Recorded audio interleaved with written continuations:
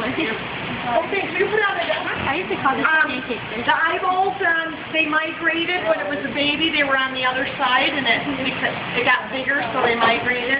You're going to do this tomorrow. This is a nice bag right here. What's the difference between this one? This one's cleaned out, right? Yes, sorry about it. This one isn't. Just depends on what you want. There's guts in here. So we need to be careful. I always feel to see where the guts are. Obviously the guts are here. Sometimes they're falling out, but we don't want to cut into the guts because that just is unsanitary, right? What I was taught to do is to first, let's make a, it's not scaled, so screw that. I'm not going to do it. Yours won't be scaled tomorrow then if mine isn't today. Where's my Flexi? Look, I've got a Flexi, no, okay. I've got a Flexi one. This is called a diamond hone steel, by the way. And they sharpen a little bit more than your other steels that you guys have. Diamond hone, that's what it's called. You can't drop them, you can't wash them. They will shatter. Okay? If I need to, I'll switch to the stiff fillet knife. These are both fillet knives. Not to be confused with a utility type knife, okay? First thing you want to do is go right down the backbone. You see it right there, right? Have a towel handy. Thank you, Deontay. Just like a chicken, you start down the backbone so you can see what's going on. That's all we're going to do, you guys. We're just going to go down that, cut around the head. Be careful of the sac where the viscera is. So we're going to cut it like that. And then we're just going to take a little piece and peel it right back. Cutting with our knife right over the bones like this, using the bones as a guide, like the rib bones like we did with chicken. That's all we're doing. So you can cut, because the scales are on, I'm going to use this rigid knife to get through these first couple. You want to get as much yield as possible. So feel where the bone structure and the head is. Do that. Feel where the viscera is and kind of cut around it. And try not to cut too deep because I don't want to pierce anything. I might. It happens. And if you guys do tomorrow, don't worry about it. You can use scissors on a fish if you want to get rid of these. Some people make a line along here, or they take their scissors and they cut the dorsal fin off, they cut this fin off, then they fillet it. It's not necessary. Once you've done that, some things that you guys weren't doing the other day, you weren't situating your fish so you felt comfortable and your arms are all up here trying to do stuff. I'm going to start cutting here, so I'm going to have my fish like this so I can just see what I'm doing. Okay? And then I'm going to get it started. See how that knife is going right on top of those bones? Just like a chicken breast, right? It's no different. And my knife is going just like this on top of bones. It's not going to pierce the bone. Once you get up here, we got to work a little bit because sometimes I cut too close to the head. See how my knife is pushing right down on the rib cage. Bring it back. Slow little movements, trying not to pierce into that skin, right? I don't want flaps on the meat. Get down to the tail. You're going to get some belly fat here. Then just cut it right where, just like the chicken breast, just to release it there. We're done. That's all there is to it. Very easy. Okay? Once you have that, you can tell this is fat. Sometimes you put your finger in there like we did with the salmon. Look at that. Now we know exactly where that fillet is. Right? Now we're going to do what we did yesterday. Losing as little yield as possible. Flap it up like that. If your knife is at the right angle, I'm basically kind of scraping the skin, you know?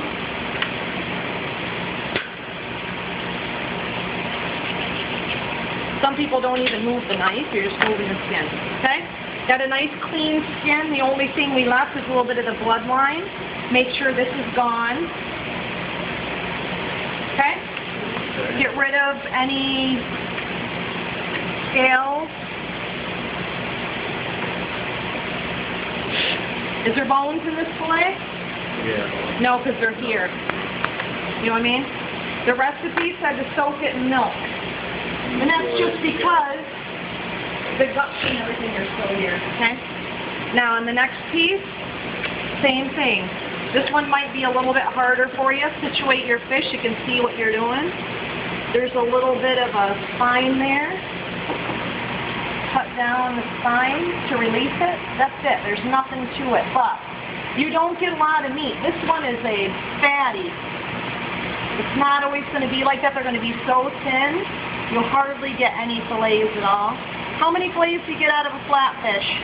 4. Remember I said they're white on one side, camouflaged on the other side. Once you get to where you know the fillet ends, just cut it off. Okay? Let's do the separation thingy just so it comes off nice and clean.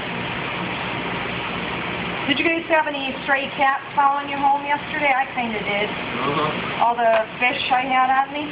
Okay, got another nice one. Nice and fat, no cuts into it. Skin's nice and clean. Okay? Next side, same thing.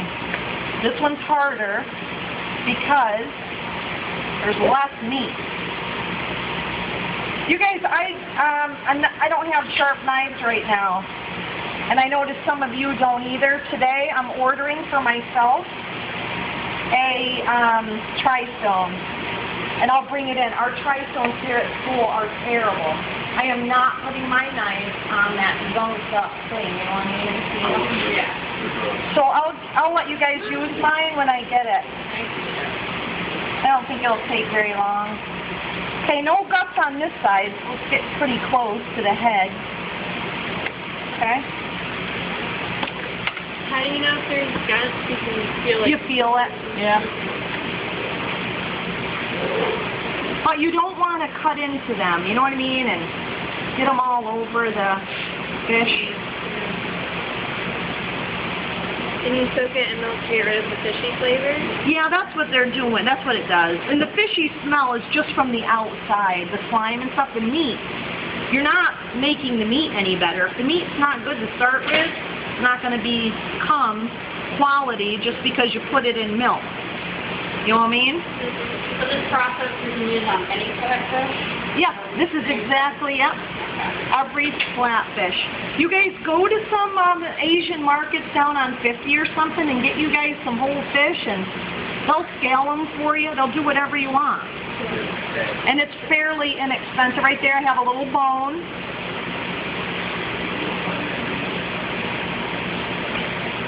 Okay? What kind of fish is that? Flounder. What? Flounder. Oh no, this is flounder. That is a snapper. Red snapper, very common here. Fairly inexpensive. They said we were going to have a striped bass today, but That's what I was thinking. That was a striped bass because of the stripe going down it. No, striped bass are like Brown, right? Yeah. Okay, find the gut.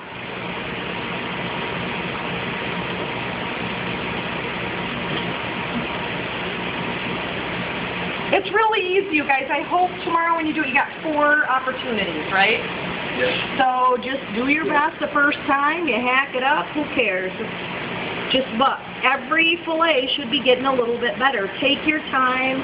I don't care where you start. Doesn't matter. You can start over here if you want. Now I'm doing this one a little bit differently just because of the guts there. And now I want to utilize my rib cage.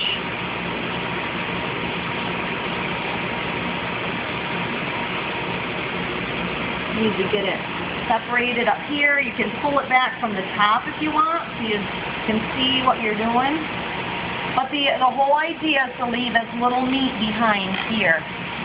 You can see we have hardly any. I will have both of my flexi knives for you guys tomorrow because yours aren't flexible. I've heard a lot of kind of did our knife kits last night. I asked my night class. So you guys have something. They're like, no. That must have been with our this or that they didn't give us. In culinary school, I got this and a seal and a spoon. Get over yourselves. Get on the internet. It's not expensive to get stuff. Yes, wood stuff and stuff like that are expensive, but when you get the job, then you get those. You know what I mean? You'll see our stuff isn't top notch. Doesn't matter. Questions? Nope. How'd you get so awesome or anything like that? You know what? I'm sorry. It's because of the plaque. You see the plaque over there? Joe Hardiman brought me that this morning. Oh, so you get the parking spot. What's You it get say? to take Sheffield out. That's right. You get that parking Where's the spot. parking spot? Right there. Right there. Just Sheffield. And it's very inconvenient. Yeah, we are in here today. I have a much better, You have a bike? I have a much better parking spot. All right. We're done with that. Next. How do you suppose I do this guy? Like you did the last Like the time. salmon yesterday, that's it. And the guts are already out. Find out how much of this we can write behind that.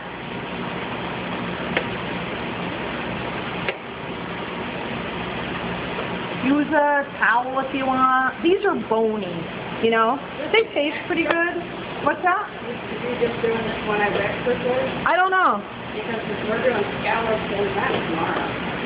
Yeah, I think it's just because of the information that you're getting up there today. To see the round fish. How many of these will I get? 2. You know what I would like to try? I want to try the other method, okay? So if I don't do perfectly well, I'm not used to it, FYI. The method I showed you yesterday with the salmon, that's what you guys can do. That's a round fish fillet. Cut this like this, get your knife turned around, bam. Okay, but Chef Rosado was telling me yesterday that the your book method is so much better. And what you would do is go down the back and do just like we did there. You know what I mean? It's called over-under. He's going to show me with the salmon today. Can you have them come in and show us one day? What's that? Can you have them come in and show us? Sure. Yeah. Yeah, like a class right now. He does, and I don't know what time he's going to be here today, but he's going to come over. I'm going to set him up. We have a salmon from last night. I saved it. Nobody knows. So you're just doing what we did. These don't come out quite as sexy as that flatfish because they're bonier in structure. Do you remember what they said yesterday? Bone structure is caused by salt, the salt environment of the fish. Yeah, these are both saltwater fish though. But the trout, you remember the trout bone structure? Not much to that. So now I'm just trying to use the flexible thing on my knife. I'm trying to go over the rib cage. I'm going to take it from the tail and just keep doing this. The problem is trying to find that second set of bones. That's what I'm having an issue with right here. But she's fine. We'll do the other side my normal way. See what happens. And these are always, they start, see how this meat starts to do that? They always do that. Don't worry about it tomorrow because look, fine. Make sure there's no things on here. Scales. Get it? Same old, same old.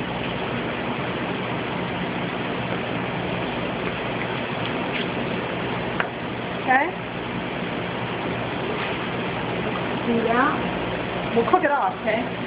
Not too much meat left except for a little bit right here. Try the other method. My knife is sitting dull because of the scales.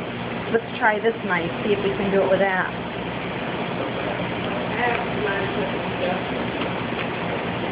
No, I'm good. Okay. So, you do have more waste, the straight method versus the over-under method, okay? I hope you guys are paying attention because you're going to do this tomorrow. I'm not hopping like a bunny and showing you again. Are we doing both fishes tomorrow? I don't know yet. You're doing both of them? No, you're doing the... Guys, stop talking over there, please. Or go outside and talk, okay? I can't even think about what I'm saying when you guys are, I'm hearing, yeah, just you can ask me, but I mean, I can't hear a conversation and try to think and do. I'm not that coordinated, honey. I'm not either. Okay, a couple of you guys get rid of this right here, and I've got a surprise.